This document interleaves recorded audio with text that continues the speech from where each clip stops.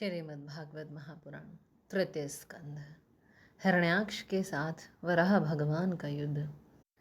श्री मैत्रेय जी ने कहा, तात, वरुण जी की यह बात सुनकर वह मदोन्मत्त दैत्य बड़ा प्रसन्न हुआ। उसने उनके इस कथन पर कि तू उनके हाथ से मारा जाएगा कुछ भी ध्यान नहीं दिया और चट नारद जी से श्री हरि का पता लगाकर रसातल में पहुंच गया। वहां उसने विश्व विजयी वारा भगवान को अपनी दाढ़ों की नोक पर पृथ्वी को ऊपर की ओर ले जाते हुए देखा। वे अपने लाल लाल चमकीले नेत्रों से उसके तेज को हरे लेते थे। उन्हें देखकर वह खिलखिलाकर हंस पड़ा और बोला, अरे यह जंगली पशु यहाँ जल में कहाँ से आया? फिर वारा जी से कहा, अरे नासमझ, इधर आ, इस पृथ्वी को छोड़ दे। इसे विश्व विधाता ब्रह्मा जी ने हम रसातलवासियों के हवाले कर दिया है। रे शुकर रूपधारी सुराधम, मेरे देखते देखते तू इसे लेकर कुशल पूर्वक नहीं जा सकता। तू माया से लुक छिपकर ही दैत्य को जीत लेता और मार डालता है। क्या इसी से हमारे शत्रुओं ने हमारा नाश कराने के लिए तुझे पाला है? मूढ़, तेरा बल तो योग माया ही है और कोई पुरुषार्थ तुझ में थोड़ी ही है। आज तुझे समाप्त कर मैं अपने बंधुओं का शोक दूर करूंगा।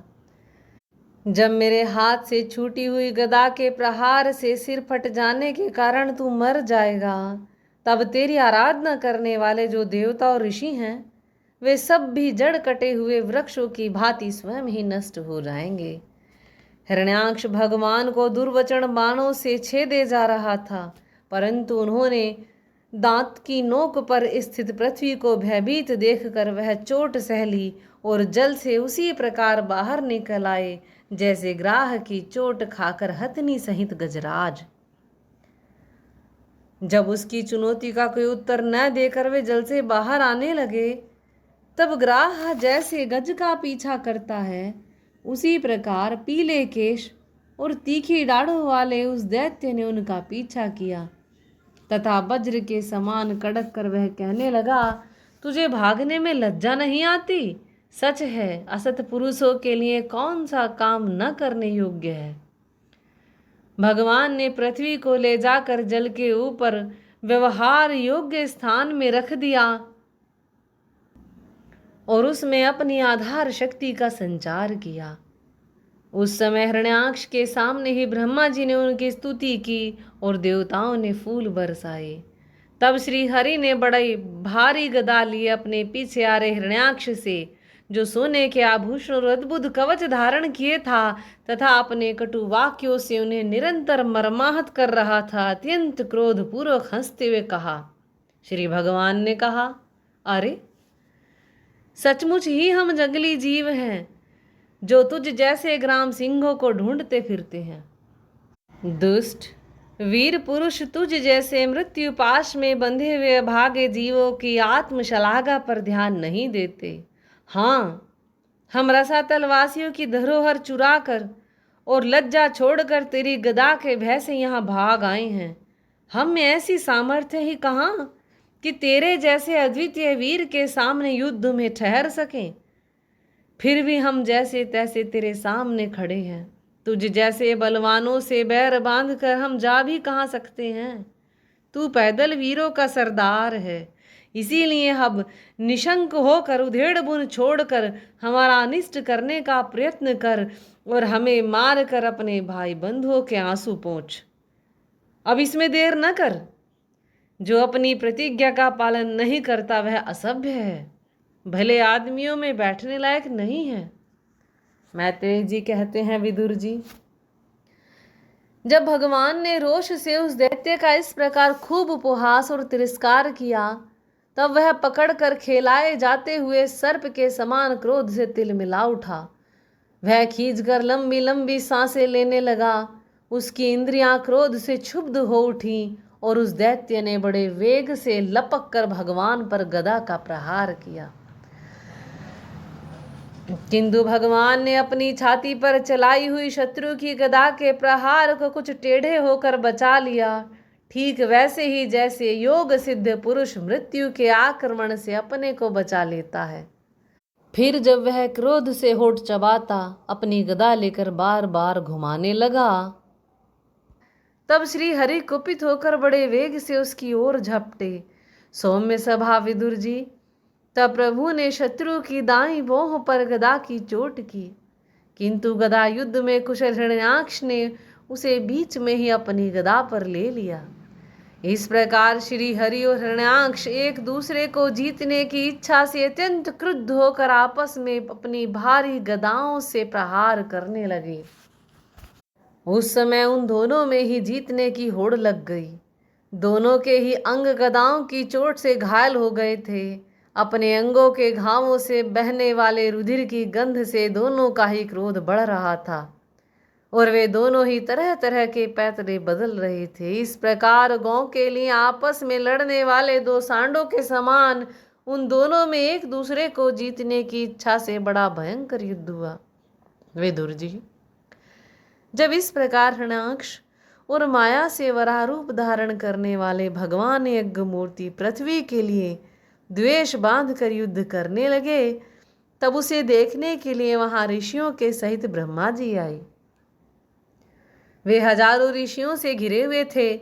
जब उन्होंने देखा कि वह दैत्य बड़ा शूरवीर है, उसमें भय का नाम भी नहीं है, वह मुकाबला करने में भी समर्थ है और उसके पराक्रम को चूर्ण करना बड़ा कठिन काम है, तब वे भगवान आदि शुक्र रूप नारायण से इस प्रकार कहने लगे।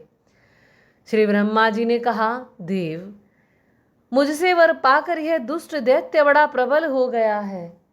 इस समय यह आपके चरणों की शरण में रहने वाले देवताओं, ब्राह्मणों, गौओं तथा अन्य निरपराध जीवों को बहुत ही हानि पहुंचाने वाला, दुखदायी और भयप्रद हो रहा है।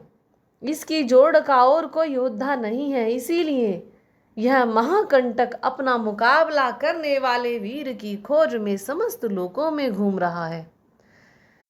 यह दुष्ट बड़ा ही मायावी है, घमंडी और निरंकुश है। बच्चा जिस प्रकार क्रुद्ध हुए सांप से खेलता है, वैसे ही आप इससे खिलवाड़ न करें। देव, हे अच्युत, जब तक यह दारुण दैत्य अपनी बल वृद्धि की बेला को पाकर प्रबल हो, उससे पहले पहले ही आप अपनी योग माया को स्वीकार करके इस पापी को मार डालिए। प्रभु, देखिए, लोगों का संहार करने वाली संध्या की भयंकर वेला आना ही चाहती है। सर्वात्मन, आप उससे पहले ही असुर को मारकर देवताओं को विजय प्रदान कीजिए। इस समय अभिजीत नामक मंगलमय मुहूर्त का भी योग आ गया है, अतः आप सुहृदय हम लोगों के कल्याण के लिए शीघ्र ही इस दुर्जय दैत्य से निपट लीजिए। प्रभु, इसकी मृत्यु आपके ही हाथ बधी है। हम लोगों के भाग्य हैं कि यह स्वयं ही अपने काल रूप आपके पास आ पहुंचा है। अब आप युद्ध में बलपूर्वक इसे मारकर लोगों को शांति प्रदान कीजिए। श्री मैत्रेय जी कहते हैं, विदुर जी, ब्रह्मा जी के कपट रहित अमृतमय वचन सुनकर भगवान ने उनके भोलेपन पर मुस्कुराकर अपने प्रेम पूर्ण कटाक्ष के द्वारा उनकी प्रार्थना स्वीकार कर ली। फिर उन्होंने झपट कर अपने सामने निर्भय विचरते हुए शत्रु की ठुड्डी पर गदा मारी, किंतु हिरण्याक्ष की गदा से टकराकर वह गदा भगवान के हाथ से छूट गई और चक्कर काटती हुई जमीन पर गिरकर सुशोभित हुई। किंतु यह बड़ी अद्भुत सी घटना हुई। उस समय शत्रु पर वार करने का अच्छा अवसर पाकर भी हिरण्याक्ष ने उन्हें निरशस्त्र देखकर युद्ध धर्म का पालन करते हुए उन पर आक्रमण नहीं किया। उसने भगवान का क्रोध बढ़ाने के लिए ही ऐसा किया था। गदा गिर जाने पर और लोगों का हाहाकार बंद हो जाने पर प्रभु ने उसकी धर्म बुद्धि की प्रशंसा की और अपने सुदर्शन चक्र का स्मरण किया। चक्र तुरंत ही उपस्थित होकर भगवान के हाथ में घूमने लगा, किंतु वे अपने प्रमुख पार्षद दैत्याधम हिरण्याक्ष के साथ विशेष रूप से क्रीड़ा करने लगे।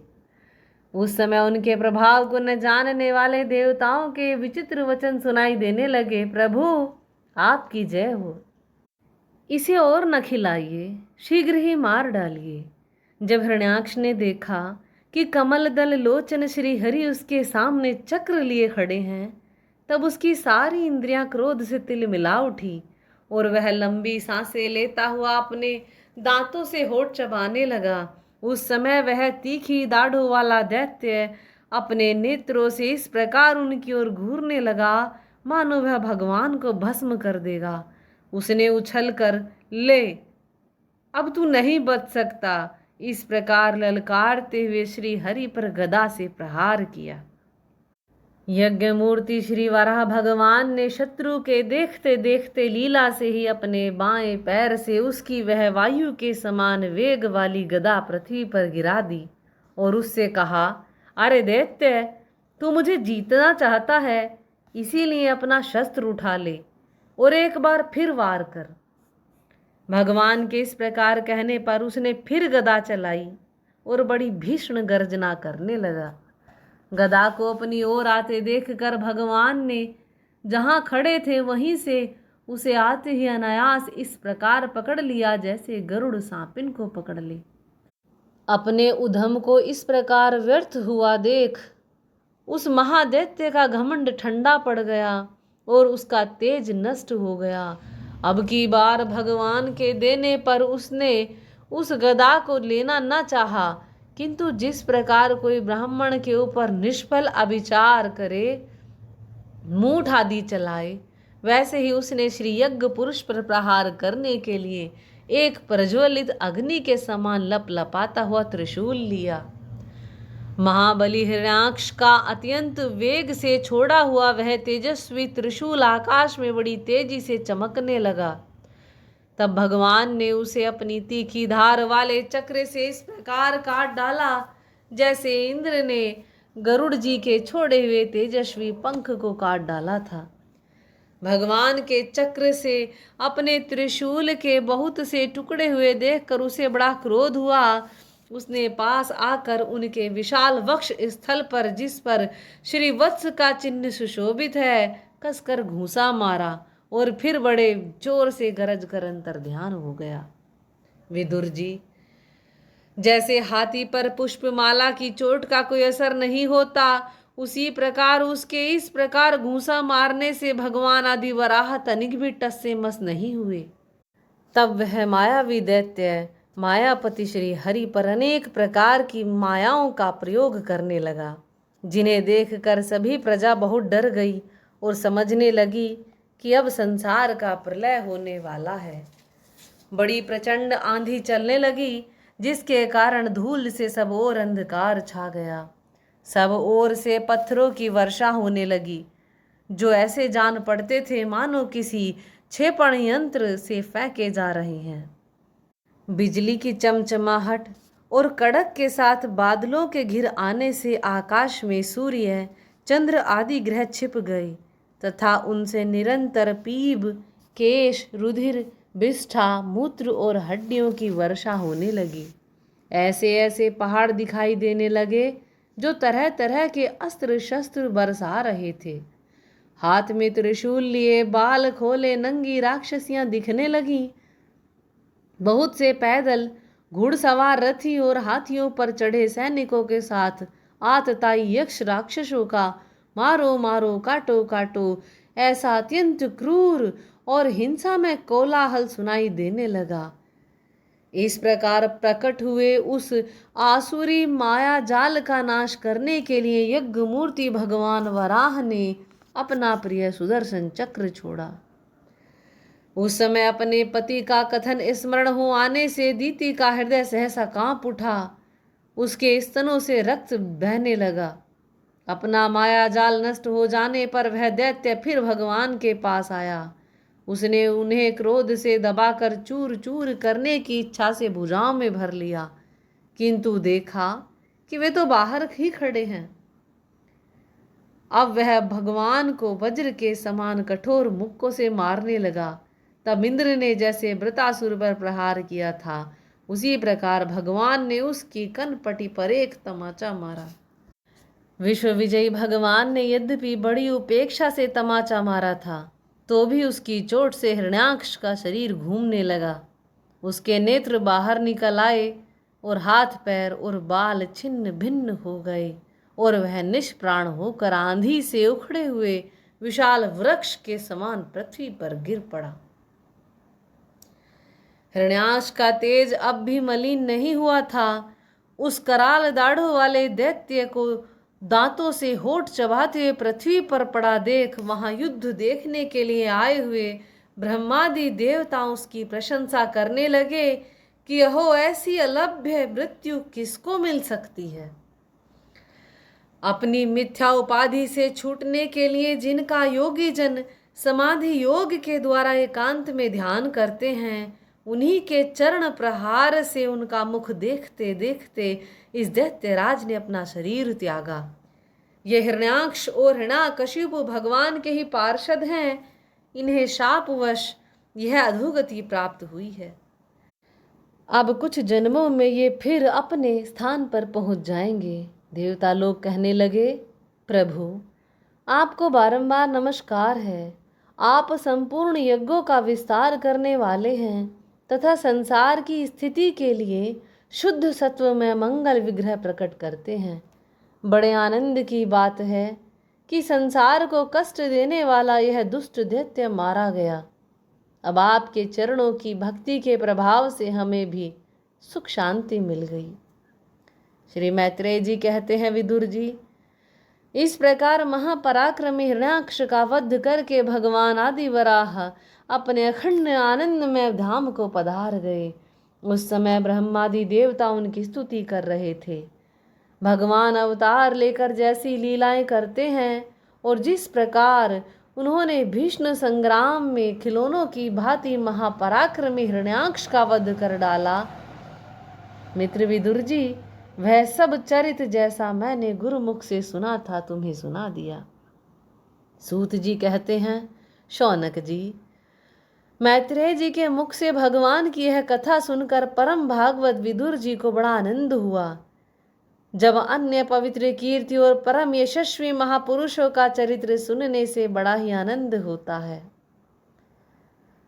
तब श्री वत्सधारी भगवान की ललित ललाम लीलाओं की तो बात ही क्या है।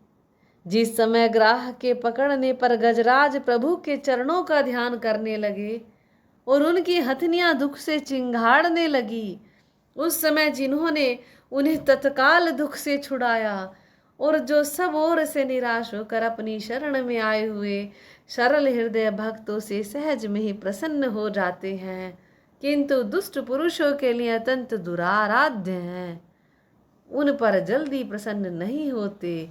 उन प्रभु के उपकारों को जानने वाला ऐसा कौन पुरुष है जो उनका सेवन न करेगा। शौनकादि ऋषियों, पृथ्वी का उद्धार करने के लिए वराह रूप धारण करने वाले श्री हरि की इस हिरण्याक्ष वध नामक परम अद्भुत लीला को जो पुरुष सुनता है, गाता अथवा अनुमोदन करता है, वह ब्रह्म हत्या जैसे घोर पाप से भी सहज में ही छूट जाता है। यह चरित्र अत्यंत पुण्यप्रद, परम पवित्र, धन और यश की प्राप्ति कराने वाला, आयुवर्धक और कामनाओं की पूर्ति करने वाला तथा युद्ध में प्राण और इंद्रियों की शक्ति बढ़ाने वाला है। जो लोग इसे सुनते हैं उन्हें अंत में श्री भगवान का आश्रय प्राप्त होता है। बोले श्री वाराह भगवान की जय, श्रीमद् भागवत पुराण की जय, श्री कृष्ण भगवान की जय, श्री नारायण भगवान की जय, श्रीमन राधे राधे।